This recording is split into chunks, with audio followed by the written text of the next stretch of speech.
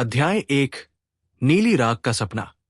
हर रात जब सब कुछ थम जाता है, जब शहर की हलचल धीमी होकर एक भारी नींद में डूब जाती है और जब दीवार घड़ी की टिक टिक भी सुनाई नहीं देती, ठीक उसी समय अविरल की नींद एक अजीब ताप से भर जाती है।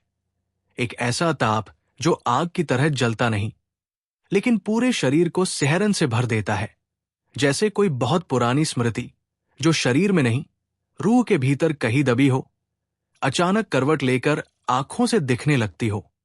वह सपना बार बार आता है, एक जैसी गति से, एक जैसे रंगों में, एक जैसे मौन के साथ, और उसमें वो हमेशा एक वीरान मैदान में खड़ा होता है, जहां दूर तक कोई पेड़ नहीं, कोई आवाज नहीं, केवल राख है। और राख भी ऐसी जो हवा से उड़ती नहीं, जो स्थिर है, जैसे किसी काल ने सब कुछ जला दिया हो और फिर समय को वही रोक दिया हो। और उस राख के बीच में एक शिवलिंग होता है, काला नहीं, न पत्थर का, बल्कि ऐसा जैसे नीले ताप में तपकर ठंडा हो चुका हो। और उस पर न गंगाजल है, न फूल, केवल एक गहरी चुप्पी बैठी है, जो देखने वाले को भीतर तक सुनाई देती है। उस शिवलिंग से कोई आवाज नहीं आती, लेकिन एक भाव भीतर उतरता है, जैसे कोई वाक्य मन में नहीं, आत्मा में बोला जा रहा हो। और वो वाक्य बार बार दोहराता है, तीसरी चाल अब तुझसे चलेगी। और जब ये कहा जाता है, तब एक हल्का कंपन शरीर में उतरता है, जैसे कुछ जाग गया हो, कुछ जो वर्षों से सोया था पर अब आंख खोल रहा है। अविरल हर सुबह इस सपने के बाद उठकर कुछ देर तक खाली बैठा रहता है, जैसे उसका मन कुछ पकड़ना चाहता है जो अभी अभी छूट गया हो। वो पानी पीता है, खिड़की खोलता है, सूरज की रोशनी में चेहरा छुपाता है, लेकिन वो भावना, वो राख, वो शिवलिंग और वो आवाज कहीं भीतर रह जाती है, जैसे कोई दरवाजा बंद हो गया हो पर उसकी सांकल अब भी बज रही हो। उसे ये समझ नहीं आता कि ये सपना केवल सपना है या कोई संकेत, कोई भूल गया जीवन जो फिर से दस्तक दे रहा है, या कोई अधूरी बात जो अब पूरी की जानी है। लेकिन इतना वो अब जान चुका है कि ये दोहराव संयोग नहीं है, ये कोई चक्र है जो उसे अपनी परिधि में खींच रहा है, धीरे धीरे, बिना शोर के, बिना घोषणा के। शाम होते ही जब वो छत पर बैठता है और आसमान को देखता है, तो उसे उन तारों की चमक में कुछ नया दिखता है, कोई रेखा जो सीधी नहीं है, कोई छाया जो स्थिर नहीं है। और उसकी हथेली में वो नीला ताप कभी कभी अपने आप उभर आता है, जो ठंडा होकर भी जलता है, जो मौन होकर भी कुछ कहता है। और यहीं से वो अनकही यात्रा शुरू होती है, एक ऐसी यात्रा जो किसी रास्ते पर नहीं चलती, बल्कि समय के भीतर बहती है, और जिसे केवल वही व्यक्ति पहचान सकता है जिसके भीतर शिव की तीसरी चाल गूंज रही हो। अध्याय 2। तक्षक वंश की वापसी। जिस दिन शहर के एक पुराने मंदिर के पीछे की दीवार अचानक गिर गई और वहां से एक पत्थर की परतों में ढकी हुई सुरंग मिली, उसी दिन अविरल के भीतर कुछ ऐसा बदल गया जिसे वो शब्दों में नहीं कह सका, पर जिसने उसकी हड्डियों में एक अजीब सा कंपन भर दिया, जैसे कोई बहुत पुराना नाम फिर से पुकारा गया हो, और जो पुकार किसी कान में नहीं, किसी चेतना में दी गई हो। उसने उस मंदिर को पहले कभी ध्यान से नहीं देखा था, क्योंकि उसके शहर में मंदिर बहुत थे, पुराने भी और नए भी, पर यह मंदिर अलग था। न उसमें घंटियां बजती थी, न पूजा होती थी, और न ही वहां कभी कोई श्रद्धालु दिखाई देता था। लेकिन जब वो टूटी दीवार की ओर खिंचता चला गया, तब उसे ये समझने में देर नहीं लगी कि कुछ है जो उसे वहां बुला रहा है, बिना कोई आवाज किए, बिना कोई चिन्ह छोड़े। वो सुरंग ज्यादा गहरी नहीं थी, लेकिन जितनी दूर वह गया उतना ही अंधेरा गहरा होता गया। और जब वो आखिरी मोड़ पर पहुंचा, तो वहां एक बुजुर्ग बैठा था, चुपचाप, बिना किसी आसन के, बिना किसी दीपक के, और उसकी आंखें खुली थी, लेकिन वे जैसे किसी और दिशा में देख रही थी, जैसे वे समय को देख रही थी। और जब उन्होंने अविरल को देखा, तो कोई आश्चर्य नहीं हुआ, जैसे वो वर्षों से उसी की प्रतीक्षा कर रहे थे। वो बुजुर्ग अपने आप को तक्षकनंद कहता है, और उसकी वाणी धीमी थी, पर उसमें ऐसा स्थिर बल था कि सुनने वाला खुद को हिला हुआ महसूस करता था।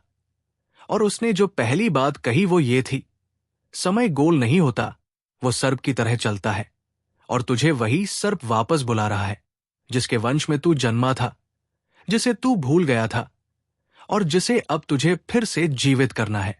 अविरल को यह समझ नहीं आया कि यह कोई कथा है या कोई पागल व्यक्ति की कल्पना, लेकिन जब तक्षकनंद ने उसके माथे पर हाथ रखा तो एक ठंडी लहर उसकी रीढ़ से होते हुए हृदय तक गई, और एक क्षण के लिए उसे दिखा एक युद्ध जिसमें सर्प आकार के योद्धा अग्निवलय के भीतर कुछ रक्षक घेरे खड़े हैं, और एक बालक जो अग्नि से बाहर निकलकर नाग की आंखों से देख रहा है।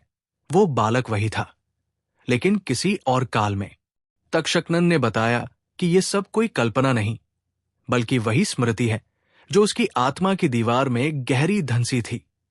और अब जब समय ने तीसरी चाल की भूमिका बनानी शुरू की है, तो तक्षक वंश के उत्तराधिकारी को जागना ही होगा, और वो जागरण केवल रक्त से नहीं, कर्म से होगा, क्योंकि इस बार चाल आत्मा से चलेगी, शरीर से नहीं।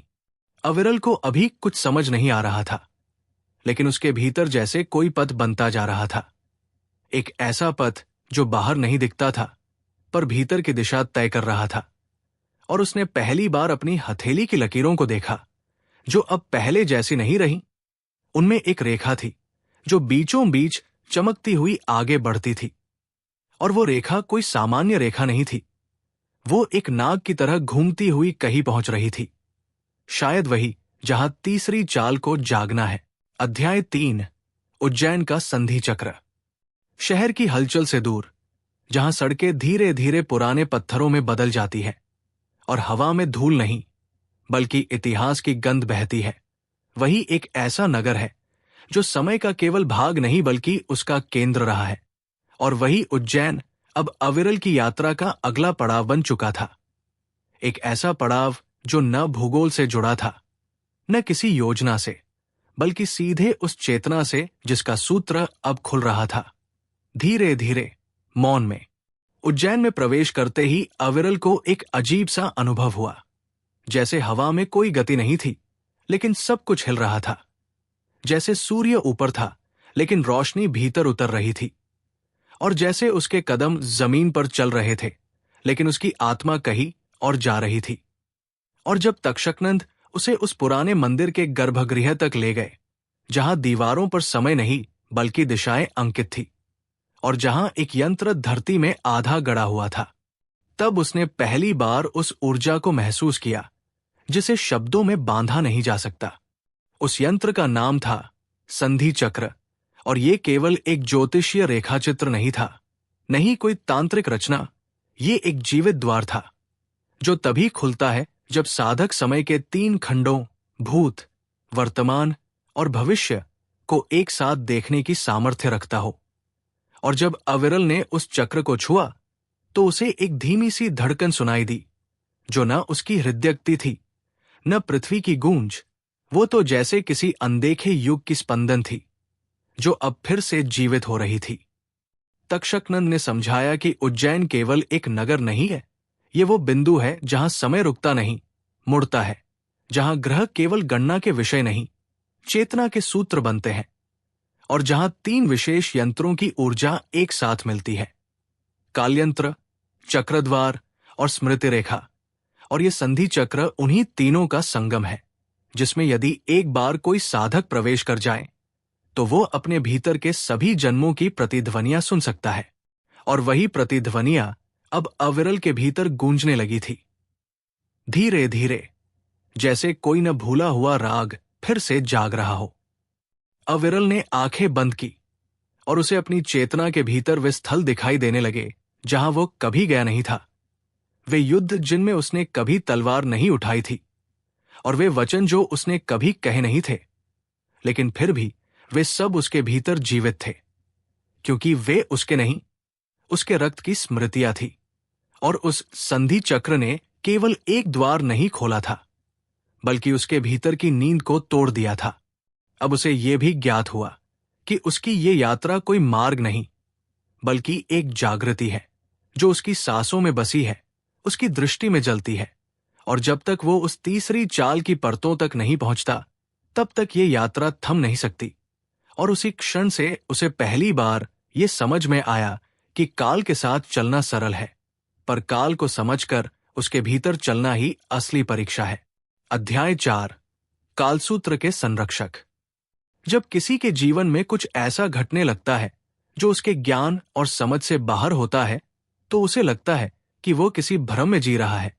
लेकिन जब वही अनुभव बार बार दोहराए जाते हैं और वे अनुभव केवल आंखों से नहीं, हृदय और चेतना से भी महसूस होने लगते हैं, तब व्यक्ति समझ जाता है कि ये कोई भ्रम नहीं बल्कि एक संकेत है। और अब अविरल को भी ये स्पष्ट होने लगा था कि वो कोई साधारण मार्ग पर नहीं चल रहा, बल्कि उसे एक ऐसे रहस्य की ओर खींचा जा रहा है जो केवल उसे ही दिख रहा है, और जो दिखाई नहीं देता, केवल अनुभव होता है। उज्जैन के संधि चक्र से लौटने के बाद उसके भीतर कुछ स्थिर नहीं रहा। हर रात उसे कोई नया चित्र दिखता, कोई नई भाषा सुनाई देती, और एक रेखा बार बार उसकी चेतना में चमकती। 3 रेखाएं जो किसी एक बिंदु से निकलती थी और अलग अलग दिशाओं में जाती थी, जैसे कोई त्रिशूल जिसका हर कांटा किसी समयखंड से जुड़ा हो।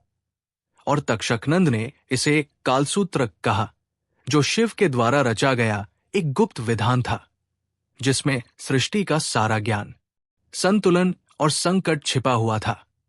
लेकिन यह सूत्र केवल ज्ञान नहीं था, यह जीवित था, और इसे संभालने के लिए 3 अलग अलग रक्षक नियुक्त किए गए थे। 3 साधक जो समय के 3 गुणों से जुड़े थे।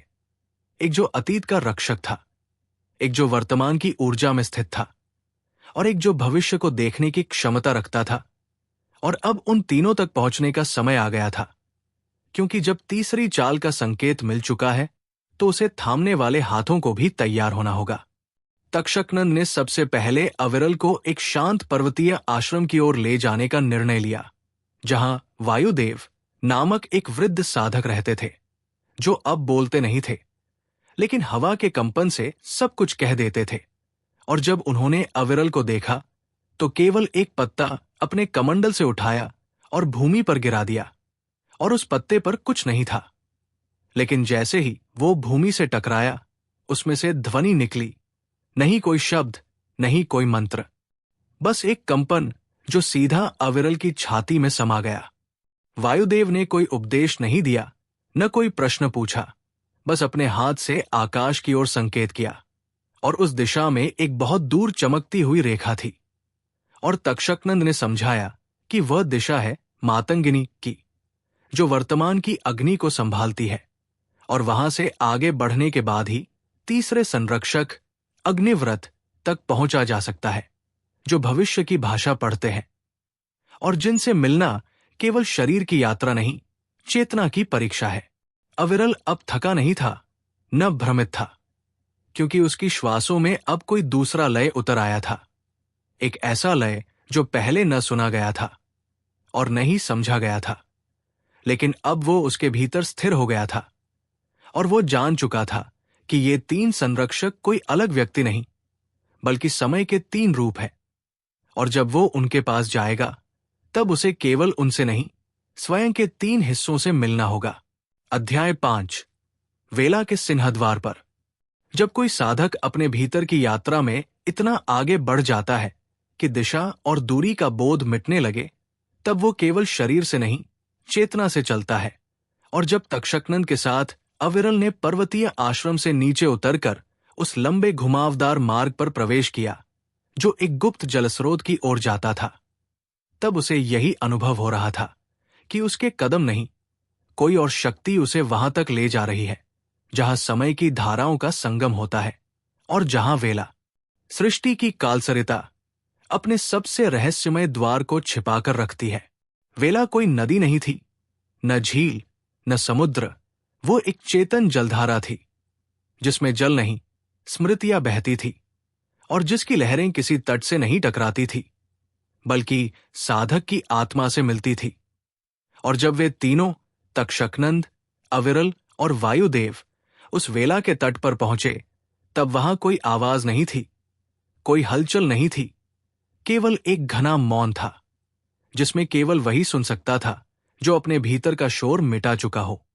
तक्षकनंद ने बिना कुछ कहे अपने कमंडल से एक बूंद वेला में छोड़ी, और उस बूंद ने जैसे ही सतह को छुआ, पानी नहीं हिला, बल्कि आकाश में एक हल्की सी रेखा उभर आई, एक चक्र के आकार की ज्योति जो धीरे धीरे नीचे उतरी और तट पर एक द्वार बनकर प्रकट हुई, जिसे सिंह द्वार कहा गया था, और जो केवल उन्हीं के लिए खुलता था जिनके भीतर का काल स्थिर हो चुका हो। वह द्वार कोई पत्थर का बना हुआ दरवाजा नहीं था, न कोई लोहे की आकृति।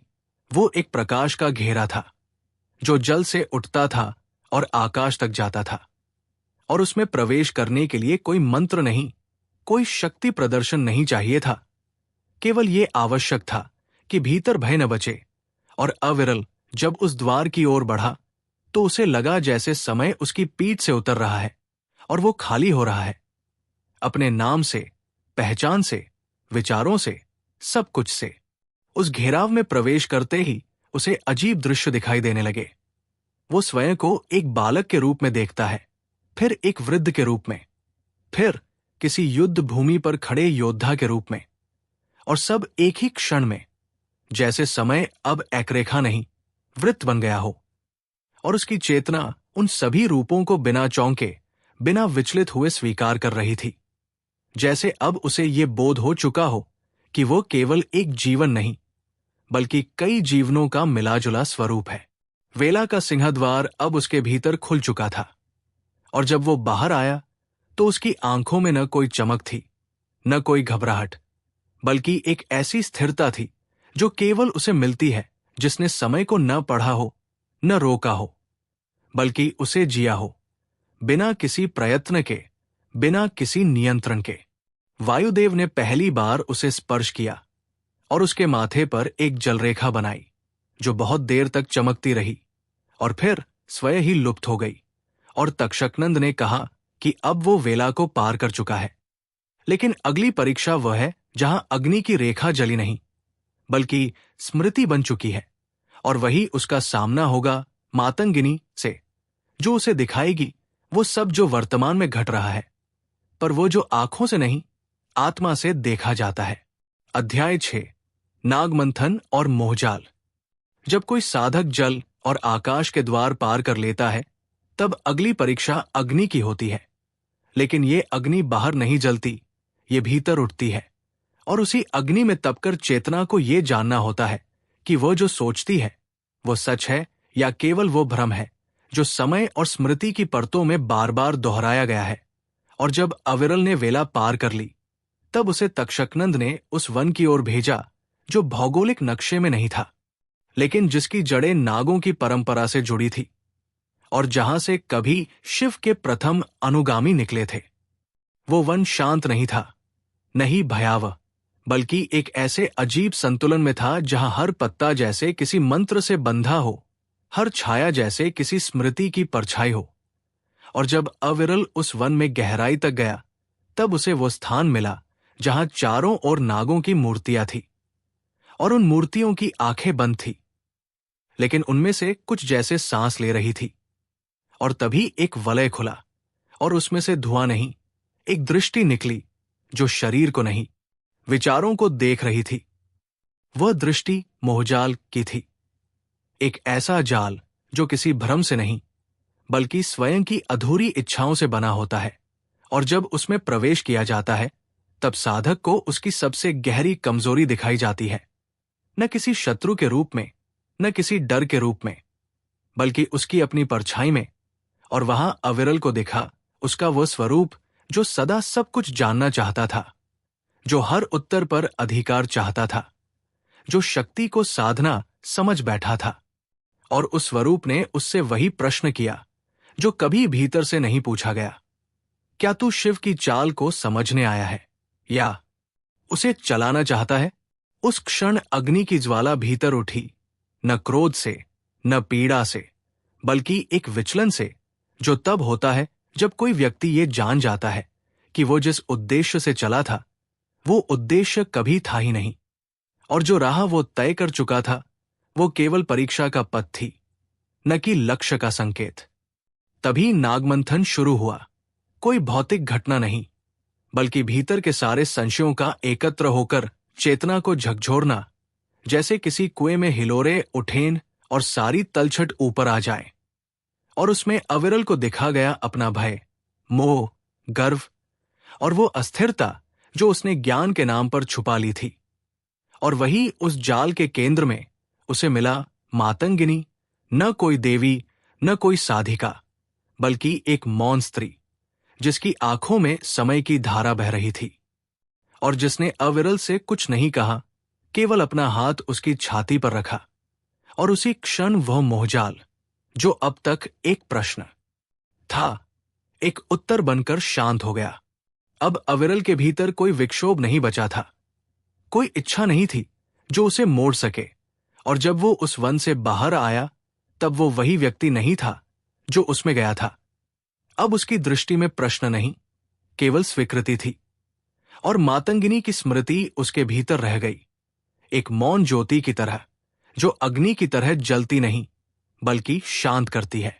अध्याय 7, शिव का अग्नि स्नान। जब कोई साधक अपने भीतर के मोह को पहचान लेता है, उसे स्वीकार कर लेता है और फिर उससे अलग भी हो जाता है, तब अगला चरण केवल बोध का नहीं, आत्मदान का होता है। और वही अग्नि जो अब तक बाहर प्रतीक्षारत थी, अब भीतर से उठती है। और उसमें जलना आवश्यक नहीं, उसमें शांत होना आवश्यक है। और अविरल अब उस बिंदु पर पहुंच चुका था जहां उसे केवल जानना नहीं था, उसे अपनी चेतना को अग्नि में सौंपना था, ताकि वो स्वयं को भस्म न करे, बल्कि भीतर की अशुद्धियों को। तक्षकनंद उसे लेकर एक ऐसे स्थान पर पहुंचे जो शुष्क था, निर्जन था, और जहां कोई मंदिर नहीं, कोई मूर्ति नहीं, केवल एक गोलाकार पत्थरों का मंडल था, जिसके बीचों बीच एक काली भूमि थी। ऐसी भूमि जो देखने में राख जैसी थी, लेकिन स्पर्श में तप्त, और जहां कोई मंत्र नहीं बोला जाता था, कोई अग्नि प्रज्वलित नहीं की जाती थी, क्योंकि वहां अग्नि स्वयं उपस्थित रहती थी, अदृश्य लेकिन सजीव। उस मंडल को अग्नि स्नान कहा जाता था, एक आंतरिक प्रक्रिया जिसमें न जल का उपयोग होता था, न किसी बाहरी विधि का, बल्कि केवल साधक की स्वीकृति से अग्नि अपने आप उठती थी। और वही अविरल को बताया गया कि ये अग्नि शिव के शरीर से उतरी थी, जब उन्होंने तीसरी चाल की बात ब्रह्मा से छिपाई थी, क्योंकि वह चाल कोई योजना नहीं थी, कोई नीति नहीं थी, बल्कि एक अनुभूति थी जिसे शब्दों में बांधना अशुद्धि होता। शिव ने कभी ये चाल कहा नहीं, लिखा नहीं, केवल जिया, मौन में, त्याग में, और उस अग्नि में जो उन्होंने अपने भीतर उठाई थी, जब सृष्टि का संतुलन डगमगाने लगा था। और तब उन्होंने वो सब जलाया था जो उन्हें बांधता था, क्रोध, मोह, स्मृति, यहां तक कि अपनी पहचान भी। और तब वे केवल शिव नहीं रहे थे, वे स्वयं काल बन गए थे। और वही अग्नि अब उस भूमि में जीवित थी, प्रतीक्षा कर रही थी उस साधक की जो उसे दोबारा स्वीकार सके, बिना भय के, बिना अधिकार के।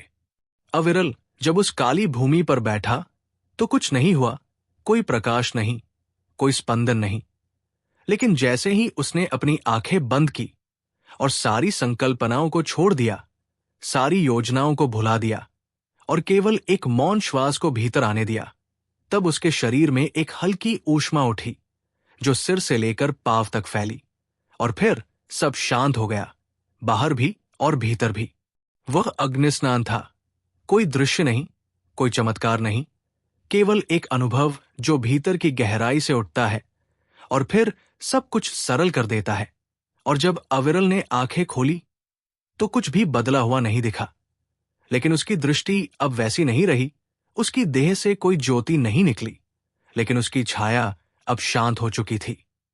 तक्षकनंद ने कोई प्रशंसा नहीं की, कोई आशीर्वाद नहीं दिया, केवल उसकी ओर देखा और कहा, अब तू अग्नि से गुजर चुका है, अब तुझे तीसरी रेखा के पास जाना है, जहां तेरे 3 रूपों का द्वंद्व तुझे थामे खड़ा है। और वही तुझे अपने अंतिम सत्य से मिलना होगा, न युद्ध के माध्यम से, न ज्ञान के माध्यम से, बल्कि केवल स्वीकार के माध्यम से। अध्याय 8, कालपथ का द्वंद्व। जब कोई साधक जल, वायु और अग्नि से होकर गुजर जाता है, जब उसका भ्रम टूट जाता है, जब उसकी दृष्टि स्पष्ट हो जाती है और उसके भीतर कोई आवाज नहीं बचती, तब वो अंतिम द्वार पर पहुंचता है, जहां उसे स्वयं से भेंट करनी होती है, पर वो भेंट केवल दर्पण में नहीं होती, वो होती है चेतना की परतों में। और वहां जिनसे वो मिलता है वे शत्रु नहीं होते, वे वही होते हैं जिन्हें उसने कभी छोड़ दिया था, छिपा दिया था या भूल जाने की कोशिश की थी। और अब वे सभी एक साथ उसके सामने खड़े होते हैं, इस उम्मीद में कि वो उन्हें देखे, स्वीकार करे और फिर एक करे। तक्षकनंद और वायुदेव अब साथ नहीं थे, मातंगिनी की स्मृति अब शब्दों में नहीं थी, और अग्निस्नान की तपिश अब शीतल हो चुकी थी, क्योंकि अविरल को ये यात्रा अब अकेले पूरी करनी थी। और वो स्थान जहां उसे पहुंचना था वो कहीं बाहर नहीं था, बल्कि एक प्राचीन स्थान के केंद्र में था, उज्जैन की ही सीमा पर एक पुराना शिव मंदिर, जिसकी दीवारें समय के साथ ढह चुकी थी, लेकिन उसकी छाया अब भी वैसी ही थी, मौन, ठहरी हुई और भीतर उतरती हुई। उस मंदिर के गर्भगृह में कोई मूर्ति नहीं थी, कोई पुजारी नहीं, कोई दीपक नहीं, केवल एक धुंध थी जो एक गोलाकार रेखा में घूम रही थी। और उस रेखा में प्रवेश करते ही अविरल को महसूस हुआ कि वो केवल किसी स्थान में नहीं, किसी समय में प्रवेश कर रहा है। एक ऐसा समय जो रेखीय नहीं था, जो वृत्त की तरह घूमता था, और जिसमें उसका भूत, वर्तमान और भविष्य एक साथ जीवित थे। उस धुंध में उसे पहला रूप दिखाई दिया, एक बालक जो भय से कांप रहा था, जो हर उत्तर जानना चाहता था, जो प्रश्नों में उलझा था, और जो विश्वास के स्थान पर ज्ञान को पकड़कर चलना चाहता था। और वो बालक अविरल ही था, उसका वही रूप जो बचपन की आकांक्षाओं में खो गया था।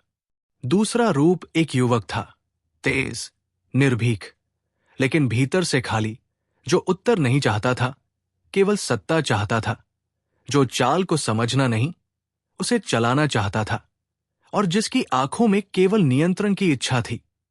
और वह भी अविरल ही था, उसका वही स्वरूप जो उसने अपने पिछले वर्षों में जीवन को साधते हुए बना लिया था। तीसरा रूप एक वृद्ध था, शांत, निर्विकार, लेकिन उससे कट चुका, जो ये मान चुका था कि सब कुछ पूर्व निर्धारित है, कि कोई चाल नहीं चलती, कि सब एक भ्रम है। और ये भी वही था, वो अविरल जो भविष्य में बन सकता था यदि वो इस द्वंद से आंखें चुरा लेता। इन तीनों को देखकर अविरल को कोई डर नहीं लगा, कोई असहजता नहीं हुई, लेकिन उसके भीतर एक हलचल थी, क्योंकि वो जानता था कि इन तीनों से उसे युद्ध नहीं करना है, इन्हें हराना नहीं है, बल्कि इन्हें समझकर एक करना है। और वो कैसे होगा? ये कोई विधि नहीं थी, कोई मंत्र नहीं, केवल मौन स्वीकृति थी। वो उनके बीच जाकर बैठ गया, न एक शब्द बोला, न कोई यंत्रणा की, केवल श्वास ली, धीरे, गहराई से। और जैसे जैसे उसकी श्वास स्थिर होती गई, वैसे वैसे वो बालक उसके भीतर लौटता गया, वो युवक उसकी आत्मा में समा गया, और वो वृद्ध उसकी दृष्टि में लीन हो गया। और तभी वो चक्र, जो अब तक केवल धुंध में था, प्रकाश बन गया। कोई तेज रोशनी नहीं, कोई रंगीन ज्योति नहीं, बस एक हल्की नीली रेखा जो उसके चारों ओर घूमती रही और फिर धीरे से उसके मस्तिष्क में उतर गई। और अविरल को पहली बार ये बोध हुआ कि कालपथ कोई मार्ग नहीं था, वो एक स्थिति थी, वो अवस्था थी जहां मन, आत्मा और समय एक साथ मौन हो जाते हैं। अध्याय 9, तीसरी चाल की तैयारी। जब कोई साधक अपनी 3 छायाओं से मिल लेता है, उन्हें अपने भीतर समाहित कर लेता है और उन्हें बदलने की नहीं, अपनाने की क्षमता प्राप्त कर लेता है, तब वो एक ऐसी स्थिति में पहुंचता है जहां निर्णय अब उसके द्वारा नहीं लिए जाते, बल्कि उसके माध्यम से लिए जाते हैं। और वहां से जो यात्रा शुरू होती है, वो न चेतना की होती है, न शरीर की। वो यात्रा होती है जो स्वयं समय को बदलने की शक्ति रखती है। और अब अविरल उसी अवस्था में था, जहां उसकी दृष्टि साधारण नहीं रही, उसकी श्वास अब वर्तमान को पार करने लगी थी। और उसका मन अब कोई प्रश्न नहीं पूछता था। तक्षकनंद अब फिर से प्रकट हुए, लेकिन इस बार उनके हाथ में कोई कमंडल नहीं था, कोई दिशा नहीं थी, केवल एक रेखाचित्र था, जो किसी कागज पर नहीं बना था, बल्कि धुएं से बनी एक अस्थायी आकृति थी, जिसमें 3 वृत्त और एक त्रिकोण दिखाई देता था। और उन्होंने अविरल से कहा कि ये वो रचना है जिसे शिव ने कभी ब्रह्मा और विष्णु को नहीं दिखाई। ये वो रचना है जो केवल तब बनती है जब कोई साधक तीसरी चाल के निकट होता है। उन्होंने बताया कि पहली चाल वह थी जब शिव ने सृष्टि की गति को समय में बांधा। दूसरी चाल वह थी जब उन्होंने समय को चक्र बना दिया। लेकिन तीसरी चाल वह है जो चक्र को खोलती नहीं, उसे मिटा देती है। और वही चाल अब जाग रही है। लेकिन इसे चलाने के लिए केवल योग्यता नहीं, पूर्ण समर्पण चाहिए। न देह का, न विचार का, बल्कि उस अहंकार का जो अब तक ये मानता रहा कि वही करता है। इस तैयारी में अविरल को अपने सारे शेष प्रश्न छोड़ने थे, वे भी जो गहरे थे और वे भी जो अब तक उत्तर की प्रतीक्षा में थे। क्योंकि तीसरी चाल में कोई उत्तर नहीं होता, वहां केवल गति होती है। ऐसी गति जो किसी गति से भी तेज नहीं होती, लेकिन फिर भी सब कुछ बदल देती है। और वो गति न पवन की तरह बहती है, न अग्नि की तरह जलती है। वो भीतर से उठती है, जैसे कोई मौन संकल्प जो कहता नहीं, बस घटता है। अविरल ने एक सप्ताह तक कोई संवाद नहीं किया। उसने किसी शास्त्र को नहीं छुआ, किसी ध्यान की विधि का पालन नहीं किया। वो केवल बैठा रहा, एक वृक्ष के नीचे, जहां हवा नहीं बहती थी, जहां पक्षी नहीं आते थे, जहां सूर्य की रोशनी सीधी नहीं गिरती थी। और उस मौन में वह अपने भीतर की उस रेखा को पहचानने लगा जो अब तक केवल नीली ताप के रूप में आती थी, लेकिन अब वह एक पूर्ण वृत्त बन चुकी थी। और उसी वृत्त के भीतर उसकी चाल अब जागने को थी। और ठीक 8वें दिन, जब रात्रि का अंतिम प्रहर था और जब पृथ्वी पर छाया सबसे गहरी थी, तभी उसके सामने एक आकृति प्रकट हुई, न तक्षकनंद की, न किसी ऋषि या देवता की, बल्कि उसकी अपनी ही एक और छाया जो कोई रूप नहीं रखती थी, बस एक छाया थी।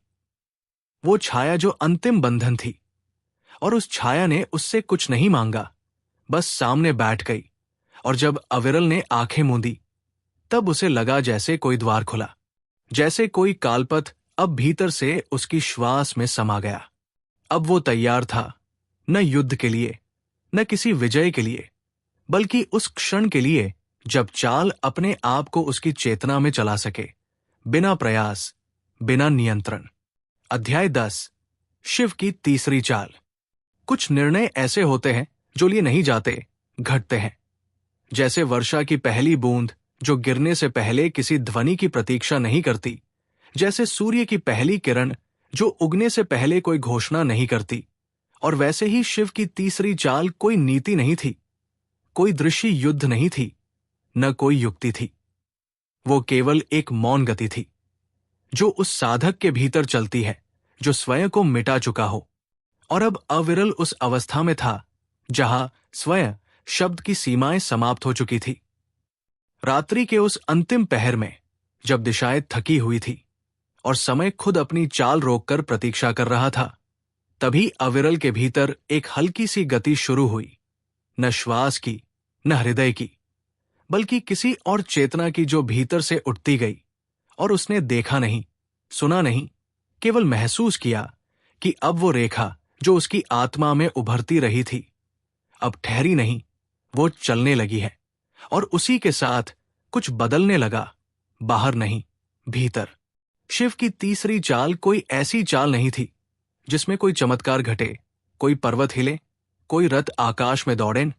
वो तो उस क्षण में घटती है जब साधक अपने सभी प्रश्नों को मौन दे दे, जब वो सभी उत्तरों से मुक्त हो जाए, और जब वो स्वयं चाल बनने को तैयार हो जाए। और उसी क्षण अविरल में वो परिवर्तन हुआ जिसे शब्द नहीं कह सकते, जिसे दृश्य नहीं दिखा सकते, और जिसे केवल वही समझ सकते हैं जिन्होंने स्वयं को शून्य में डुबो दिया हो। उसने कोई मंत्र नहीं बोला, कोई मुद्रा नहीं बनाई, बस अपनी आंखें बंद रखी और सांस छोड़ दी। एक ऐसी सांस जो अब तक की उसकी सभी यात्राओं को साथ लिए थी। और जब वो सांस बाहर गई, तब वो केवल वायु नहीं रही, वो एक ऊर्जा बन गई, न क्रोध की, न प्रेम की, बल्कि एक शुद्ध उपस्थिति की। और वही उपस्थिति अब उसके चारों ओर फैलने लगी, धीरे धीरे, बिना आवाज के। उसका शरीर अब स्थिर था, पर उसकी चेतना चल रही थी। उस मार्ग पर जो अब तक समय से बाहर था, और वहां शिव उपस्थित थे, न रूप में न विचार में, बल्कि केवल उस मौन की तरह जो किसी अग्नि के शांत हो जाने के बाद बचता है। और उन्होंने कुछ नहीं कहा, कुछ नहीं किया, केवल एक दृष्टि दी जो न देखती थी न रोकती थी, बस अनुमति देती थी। और उसी अनुमति के साथ तीसरी चाल शुरू हुई। वह चाल एक लहर की तरह नहीं थी, न कोई ध्वनि थी, वो बस एक समर्पण था। और जब वो घट गई तो अविरल की आंखें धीरे धीरे खुली, और उसमें कोई परिवर्तन दिखाई नहीं दिया, न शरीर में न चेहरे पर। लेकिन जो भीतर हुआ था वो ये था कि अब वो काल के प्रवाह में नहीं, उसकी गति में स्थित था। और अब उसे कोई दिशा नहीं चाहिए थी, कोई मार्ग नहीं, क्योंकि अब वो स्वयं एक धारा था, एक मौन पथ जो शिव से निकला था और उसी में समा गया था। अब कहानी नहीं रही, अब केवल वो रह गया था, वो और उसका अनुभव जो किसी ग्रंथ में नहीं लिखा जा सकता, जो किसी चित्र में नहीं दिखाया जा सकता, और जो केवल उसी को मिलता है जो स्वयं को खोने के लिए तैयार हो, संपूर्ण रूप से। समापन। तीसरी चाल पूरी हुई नहीं, वो बस घट गई, एक मौन में, एक साधक की स्वीकृति में, और शिव के शांत स्मरण में।